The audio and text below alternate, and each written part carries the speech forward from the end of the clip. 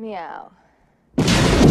Após o enorme sucesso do primeiro Batman, a Warner Bros. Estava pronta para iniciar a produção de um novo filme. Eles até salvaram os cenários nos estúdios, mas, querendo dar uma pequena pausa, Tim Burton fez Edward Mãos de Tesoura, e enquanto isso, o estúdio decidiu mover a produção da Inglaterra para um estúdio da Warner na Califórnia, para torná-la um pouco mais atraente. E se você que é novo por aqui e ainda não se inscreveu, se inscreva aqui no nosso canal e deixe o seu like. Ainda assim, Burton não queria voltar e estava muito relutante. Ele sentia que já havia feito o seu filme do Batman e não tinha mais nada a dizer com o personagem.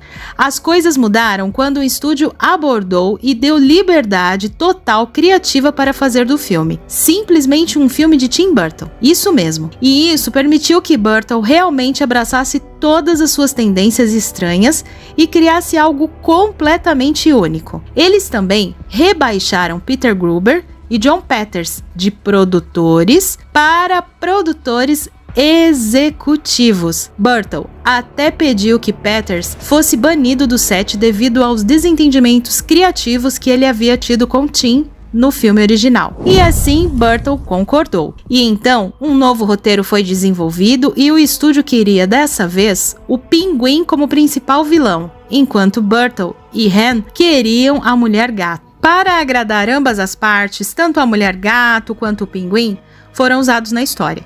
Han, originalmente, criou um roteiro que trazia de volta Vic Vale e até mesmo introduzia o Robin, o parceiro do Batman. O enredo principal giraria em torno da Mulher Gato e do Pinguim tentando invadir a Batcaverna para encontrar um tesouro secreto. Quase parece um episódio do programa de TV do Batman dos anos 60. Insatisfeito com o roteiro de Han, Burton trouxe o roteirista Daniel Waters, que impressionou com os haters. Foi o Waters que introduziu o personagem Max Shreck, querendo mostrar que os verdadeiros vilões do mundo não necessariamente usam trajes assustadores, mas se vestem internos de negócios e agem como se estivessem fazendo o que é certo. Também apresentaria o Pinguim concorrendo para prefeito, o que ironicamente foi o enredo de um antigo episódio de Batman com dois vilões diferentes. Alguns personagens foram removidos, pois o roteiro tinha muitos personagens, o que levou Vic Vale, Robin e Harvey Dent a serem removidos do roteiro. Vic Vale foi considerada desnecessária, já que estavam estabelecendo um romance entre Batman e a Mulher Gato. E embora Billy Dee Williams quisesse reprisar o seu papel como Harvey Dent, Waters não achou que Harvey funcionasse como cúmplice do Pinguim. Então, ele usou Max Shreck em seu lugar. O estúdio pediu Robin e ele foi apresentado em rascunhos iniciais. E Marlon Wayans até foi escalado e pagou pelo papel, mas optaram por excluir o seu personagem antes das filmagens e guardá-lo para filmes futuros. A partir daí, Wesley Strike assumiu como roteirista e foi o roteirista no set durante as filmagens.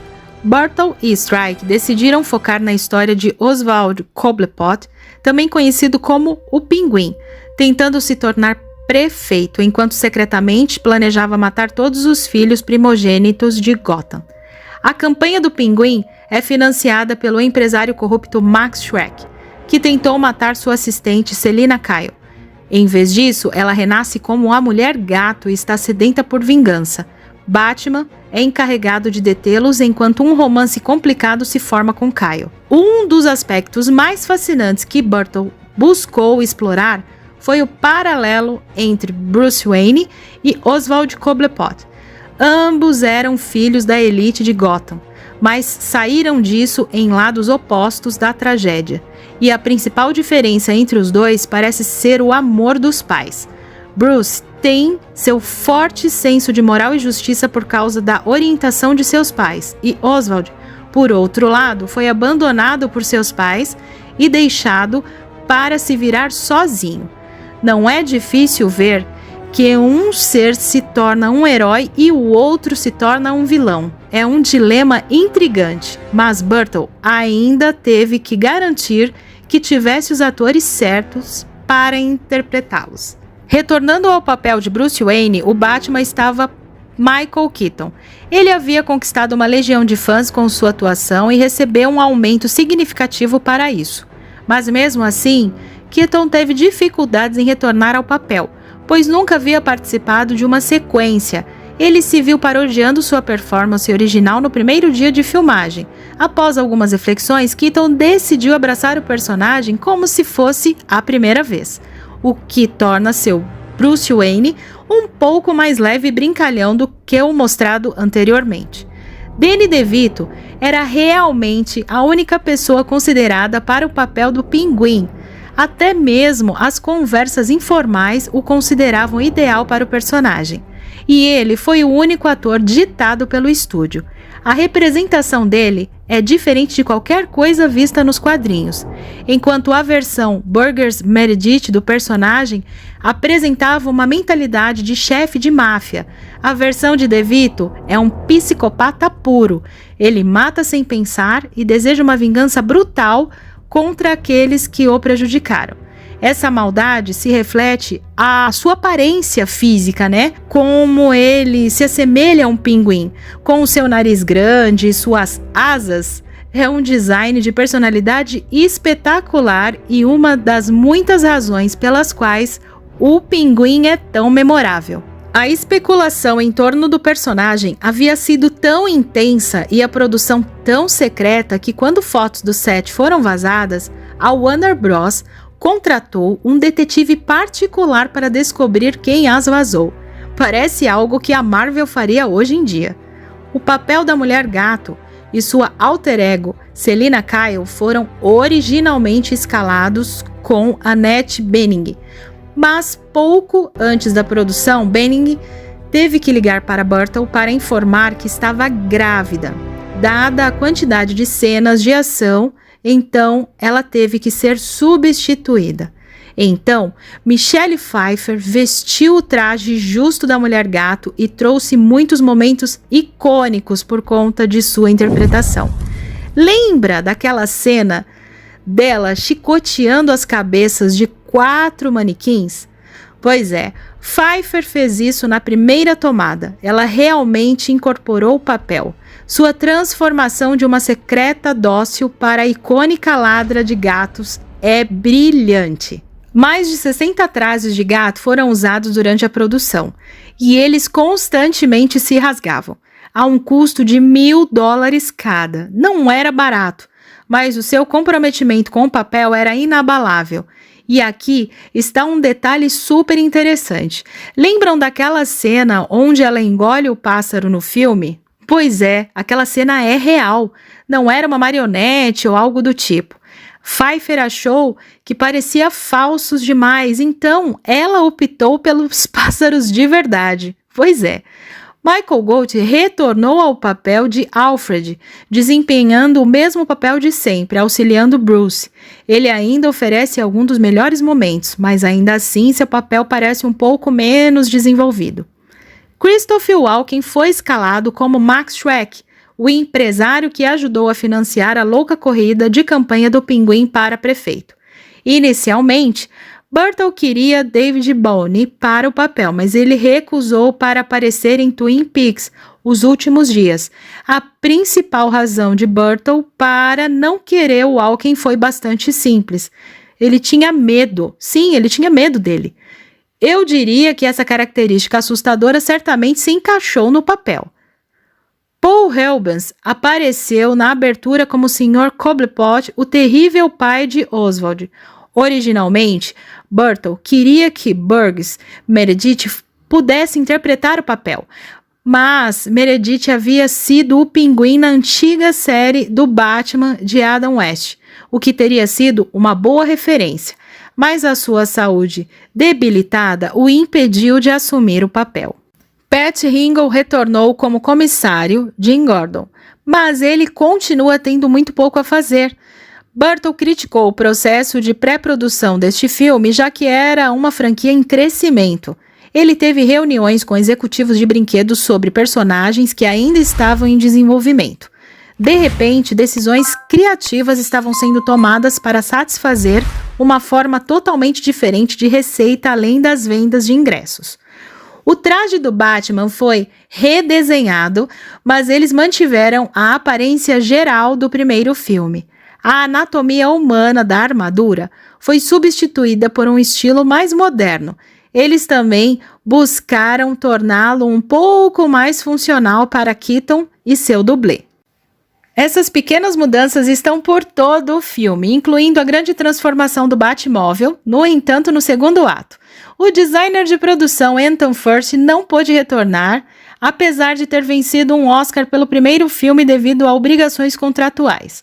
Bill Wells o substituiu e solidificou ainda mais a sensação de distopia bizarra de Gotham City. Mas enquanto Furst optava por uma estética mais suja e sombria, o Wells usava uma paleta de cores variadas para dar textura ao mundo e isso realmente funcionou. A estética de Natal misturada com a aparência mais circense da gangue Red tornou o filme distinto mesmo 30 anos depois. A jornada pelo zoológico abandonado coberto de neve, revelando que é o esconderijo do pinguim, é genial. Claro, é lá que a base dele estaria. Uma das imagens mais memoráveis do filme é o exército de pinguins que desce sobre Gotham. A produção queria pinguins-rei, mas eles só eram domesticados em uma área lá na Inglaterra. Então eles tiveram que ser transportados para os Estados Unidos e mantidos em instalações frias. E mesmo assim, os pinguins são apenas animais e não eram capazes de fazer muito além de marchar. Portanto, se você vê alguém interagindo com os pinguins, é um fantoche, uma combinação de animatrônicos e pessoas com trajes. E Stan Winston forneceu efeitos visuais realmente incríveis e de maneira hilária, o filme até fez piada com algo que realmente havia irritado os fãs no filme anterior, a segurança que permitiu que Vic Vale entrasse na Batcaverna. Essa autoconsciência parecia inédita na época. O estúdio até tinha consciência de que a personagem da Mulher Gato seria grande para eles. Então gastaram $500 mil para uma refilmagem de última hora. Originalmente, o destino da Mulher Gato era muito mais ambíguo, mas o estúdio queria deixar mais claro que ela sobreviveu ao evento todo, além de acharem que isso se relacionaria com o final do primeiro filme. Depois de muito estresse da equipe criativa, o novo final foi inserido pouco antes do lançamento. Danny Elfman retornou para compor a música, e o resultado é ainda mais grandioso do que seu trabalho anterior, devido ao maior controle criativo de Burton. Não há músicas de Prince dessa vez, e ao invés disso, uma única música de Susie and the Banshees, intitulada Face to Face, foi produzida para o filme. Você pode ouvir partes da música durante o grande baile de máscaras, mas ela é apresentada de forma bem mais discreta que as músicas do Prince. Batman Returns foi lançado nos cinemas em 19 de junho de 1992 e arrecadou $45 milhões em seu fim de semana de abertura. Isso foi um pouco melhor do que o filme anterior, mas a reação foi bastante polarizada. Muitos acharam que era muito sombrio e não condizente com um filme de quadrinhos como deveria ser, principalmente porque a abertura do filme envolve um gato sendo morto e pais jogando um bebê em um rio. Não é exatamente uma diversão leve para a família. E isso resultou em uma bilheteria menor do que a do primeiro filme, arrecadando $266 milhões em todo o mundo. Grupos de pais se opuseram ao filme devido à sua natureza sombria, alegando que ele ainda estava sendo comercializado para crianças apesar de sua tonalidade. E há um certo grau de verdade nisso, já que houve uma promoção de junto ao McDonald's que apresentava o pinguim, cuja imagem era bastante assustadora. O estúdio apenas apontou para a classificação do filme como forma de defesa. Colocar isso nos lanches do McDonald's ainda parecia questionável. Embora continuassem a tendência das novelizações, Batman Returns não foi tão bem sucedido quanto ao seu antecessor, incapaz de entrar na lista de best-seller do The New York Times. Em termos de lançamento em vídeo doméstico, Batman Returns foi um grande sucesso em VHS e Laserdisc.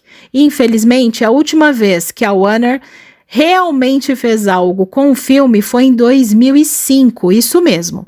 Mesmo o lançamento mais recente em 4K é apenas uma reformulação das edições anteriores.